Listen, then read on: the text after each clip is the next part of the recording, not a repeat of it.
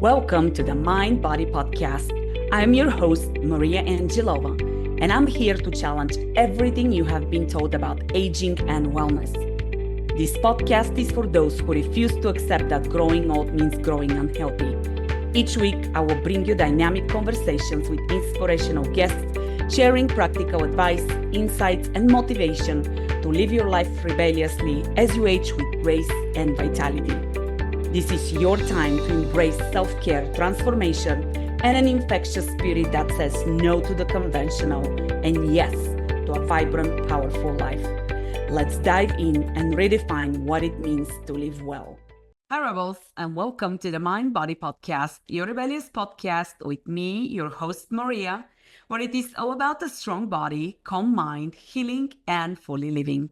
And today, we get to speak about a topic I'm actually very, very passionate about, and it is a topic that is super relevant with everything that is happening in the world today, and that is the topic of diversity and inclusion. Now, I will tell you what I personally think about diversity and inclusion. I think it has become a term that is tossed around, and that is a term that has become a check mark because we have to do it. We do it. There is no intentionality for the most part. I'm stereotyping behind it, and it's not working for us because we have such a wealth of diversity, and I really believe that. And I'll tell you the one thing that I'm super passionate and proud of for my business, for Rebellious, is that no matter who you are welcome here. I don't care where you're from. I don't care what color skin you have. I don't care what your values are, what your sexual orientations are. As long as you are a good human being, I welcome you here and I will support you. And that is something that I hear from a lot of clients who share something, then they'll say, thank you for providing a safe space to where I can be who I am and I don't feel judged. I don't feel threatened. I can share what's weighing on me, right? So let's talk about the diversity and inclusion, because diversity and inclusion has a lot to do with mindset. And that's actually another something bigger topic to think about, is that a lot of times people don't correlate mindset with everything that is happening around us. But really, our reality is a result of our belief system. And our belief system, a lot of it is in our subconscious, which is most of us are blissfully unaware of. So we go on autopilot and we live the way we have always lived. So let's start with that. Let's take me. If I never moved out from my home country of Bulgaria, I would have grown up in a family that shares specific values. It's in a specific culture, a specific ethnicity that has values as well. My parents were in a specific area. They're both scientists, academia. So that's an area. And I grew up with a lot of beliefs because of their influence and how they grew up, which, they grew up with influence from my grandparents. So generationally, the values have carried on from my grandparents to my parents to me, and now I'm passing them on to my daughter. Now, if we never step away from the community that we know, from the way we were raised, we accept that the way we are raised is the right way, and I'm putting quotation marks for those of you who are listening to the audio, the right way of doing things, of living life. And likely the TV news that I'm listening to, the podcast that I'm listening to, the books that I'm reading to, the people I'm surrounding myself with, they are very likely going to think like me, look like me, dress like me, unless I choose to step outside of my immediate circle, right? And for some people that happens, for other people it does not. Then there is nothing wrong, right? There is not a right and there is not a wrong. It is what it is. But this is where we have an opportunity and a point of awareness. And this is where I think our greatest mindset opportunities from the DNA perspective. And that is realizing that just because somebody thinks differently and sees the world differently, that does not make them dumb. It does not make them ignorant. It does not make them whatever words you would like to prescribed to that. So if we take people from two different cultures, I would say when I moved, let's use me as an example. I come from Eastern Europe, Bulgaria. I grew up with a ton of discipline. I grew up during communism. I grew up with a lot of rules because of the way my family is. And then I moved to the United States. I would tell you in Bulgaria, the way the school system is, it was almost like military back in my day. I think it has changed now. But I mean, you had to sit up straight. Every year when school starts, we would have our nails checked. We had to have a fresh haircut. Our hair had to be pulled away from our face. We could not have long nails. We could not have long earrings for the girls. There was absolutely no way we could have nail polish or makeup or anything like that. When we wanted to speak in class, we had to, again, if you're not seeing the video, I'm raising 2 fingers up exactly like this so that the teacher can pick on you and you can speak up. There was absolutely no speaking out without raising your hands and being selected by the teacher. You could not slouch in your chair. You had to sit up tall. I mean, there were all of these rules and regulations. There was no way you could walk out. I mean, it was really an exception if you had to pee during class. To get like a pass and go pee during class, that was like, whoa, you're in trouble. And then I came to the United States. I was 15 and we went to evaluate the high school where I was going to go. And I kid you not, I was like, oh my God. Students were allowed in the hallways. They were running in the hallways. There was no order. Once you get into the classroom, students were talking back to the teachers. They would speak over when the teacher was speaking. And I was like, it was a cultural shock. Teachers back home in Bulgaria. Now, where is the right, again, I'm putting quote marks sign. What is the right way? It's somewhere in between, right? And what is right for me and my personality might be very different for the next student who has a different personality and has different needs and learns differently and so forth. But this is a very evident example of how two different cultures, two different school systems, very different for whatever reasons. In communism, individuality was not enforced. In a lot of American culture, individuality is encouraged. So when I jumped into my entrepreneurship journey, entrepreneurship requires you to step up your game, show up yourself. Like, I am the face of my brand. For me, even though I had been in the United States for quite a while when I launched into my entrepreneurship, that was something I had to work through to step into the confidence and be like, I own a business and I am the brand and I'm going to charge for my services, because a lot of my culture, it's about be respectful, be quiet, fit in. And now here I am standing out. So I would like for you to think about your daily interaction with people, whether that's your neighbor, whether that's a friend on Facebook, whether that's a colleague, whether that's your spouse, right? Whether it's a friend, where you think differently, where you see things differently. And I encourage you, the one thing I tell clients, this is my favorite exercise to do. I don't even like this word, but if you hate somebody for whatever reason, their religion, their ethnicity, their color, their sexual orientation, whatever, their political affiliation, have coffee with them and learn more about them. Hear their story and hear where their belief system comes from. I guarantee you that you are going to find more things in common with that person than you think. Hey Rebels, I want to take a quick moment to share something super exciting with you. If you've been feeling stuck, disconnected, or just know there is more to life than what you're experiencing, I have something special for you. I have created a powerful 6-step video series called Unleash Your Potential, an introduction to the Angelova Method. As a valued mind-body podcast listener, the series is my gift to you.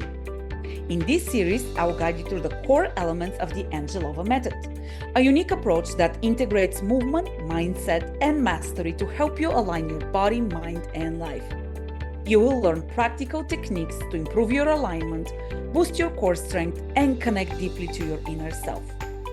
Whether you're looking to enhance your physical health, gain mental clarity, or simply live more fully, these videos are designed to get you started on the path to your most vibrant self. And the best part? It's completely free. So if you're ready to break through barriers and unleash your full potential, head over to mindbodyexpert.com and get started today. Let's take this journey together, because you, my rebel, deserve nothing less than the extraordinary. Because rebels, what really unites us is we're all human. We're all human, and we all have basic human needs. We all want to be accepted and loved. I don't care who you are. Every single one of us seeks that. So no matter what your color is, no matter what your political orientation is, we all want the same thing. And unfortunately, what is happening into the world is there is a lot of division, and it is serving some people. It's not serving the general good, as it is very evidently displayed in the results and the things that are happening around the world. And really, the only way things will change is when each and every one of us accepts personal responsibility for how we act, for the things that we say, for whether we hate or whether we love. Because there is so much hatred in the world nowadays, and it is not serving us as humanities. It is not serving our kids. It is not serving us as adults. It is not serving us into our relationships with each other.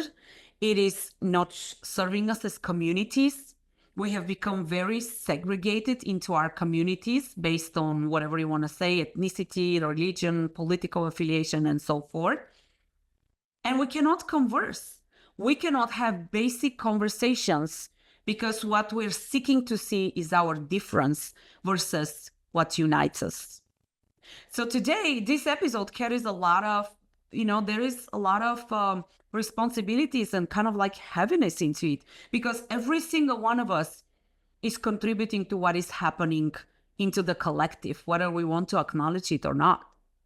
Sometimes we look at things happening and we say, oh, that's happening somewhere else. I have nothing to do with it. No, we all do. Every single one of us has to do with it. And every single one of us can play a role into making things better by respecting each other, by hearing each other, by loving each other. And if you're in a position of leadership, whether that's in your community or in your company, or you're an entrepreneur who has employees or who has clients, is diversity a check mark? Or is it something that you truly believe in your heart and you truly embrace? Because here is what's going to happen when you truly embrace diversity, when you truly see each and every human being as a beautiful human being, and when you really start seeing the way that they think as a resource for you to grow, versus as my ego is going to kick in and I'm going to shut you up and I'm going to judge you and label you and push you away because you think differently than I do. We have to learn to communicate. Again, whether that's in a personal aspect, whether that's in a community aspect, in a professional aspect. And again, as a leader, I encourage you, perhaps you have an employee who is I call it PIA, pain in the ass, because they're constantly challenging your thinking. So what happens when something like this happens is likely your ego, unless you're really confident into who you are, your ego jumps in. When your ego jumps in and your sympathetic nervous system jumps in, you go into protection mode. When you go into protection mode, you cannot hear the truth, because right now you're in defense versus into openness and solution, looking for a solution that works for everybody. Here is the thing. When we come up with solutions have to be win-win-win. If it is win-lose-lose, it can work short-term. Long-term, it will not work. And we're creating all of these things in the world which are win-lose-lose. It is not serving us. And the results of whether it's your personal life, professional life, or if you want to look into the world, the results that we're experiencing are the results of our belief system. So we have very evidence, it's very strong evidence that something is off. So today I ask you, where do you hate? And one thing I say is, hatred will poison you first before it poisons the person who you hate. Hatred is a very low vibration, and you will get nothing good out of hatred. So if you hate, how can you shift your vibration to the opposite? Love. I'm telling you, get curious. Get curious about the other side, whatever that other side is. Get curious about the truth. Because there's plenty of agenda out there that does not want us to see the truth. And I know that gets a little bit into conspiracy, but it is so easy.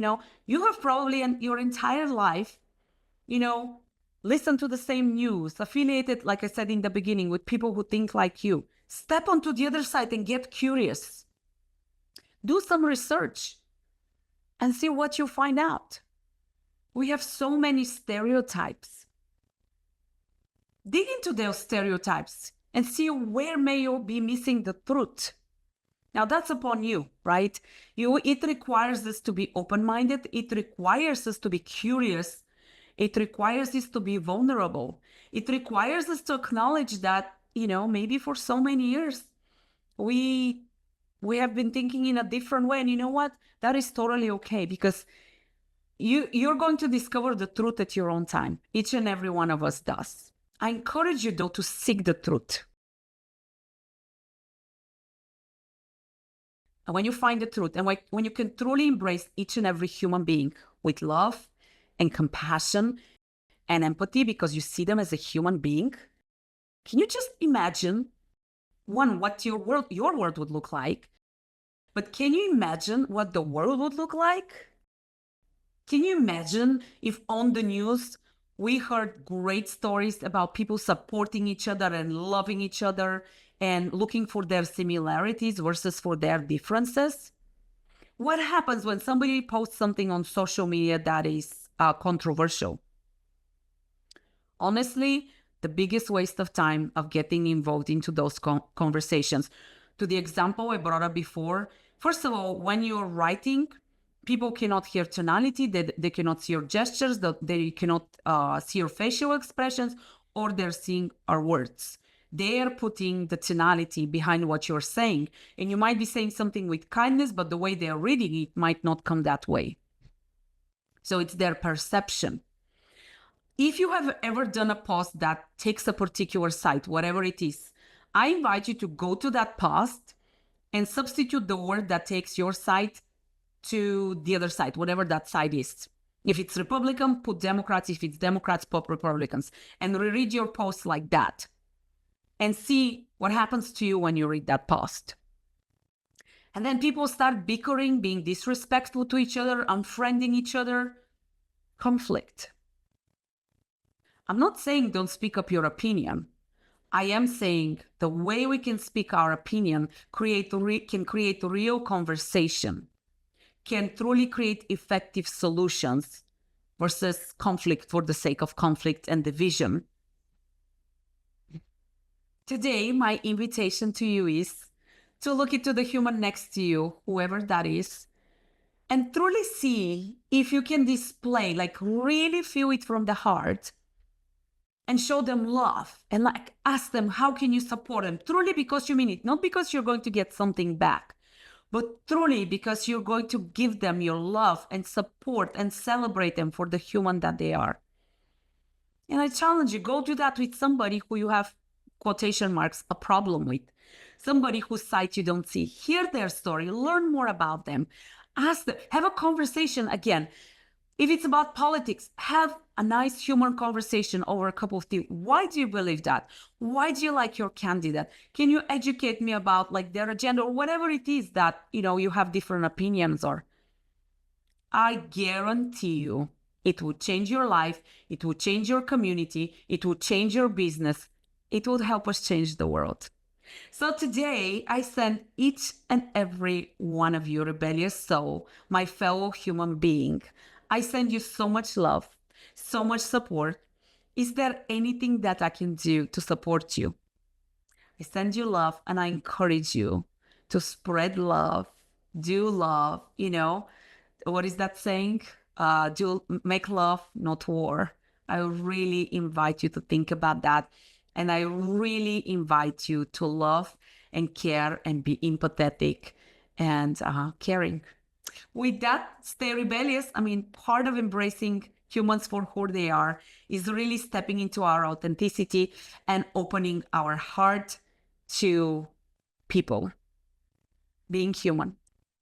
Stay rebellious. Send you much love. Thank you for being here with me. Let me know what kind of questions you have. Sending much love.